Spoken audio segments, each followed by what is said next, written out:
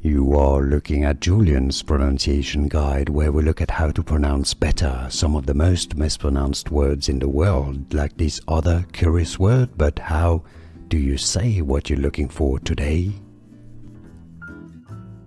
We are looking at how to pronounce these words and more confusing vocabulary in English, so stay tuned to the channel to learn more. Let's learn here. There are two different ways of pronouncing it in English indeed.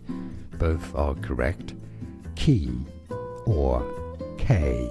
Yes, both correct. Key or K. And now you know. More videos for you here to learn more correct pronunciations. Thanks for watching. Here are more videos on how to pronounce more confusing words and names too many mispronounced. Like this video if you found it useful. I appreciate your support. I'll see you soon and thanks for watching.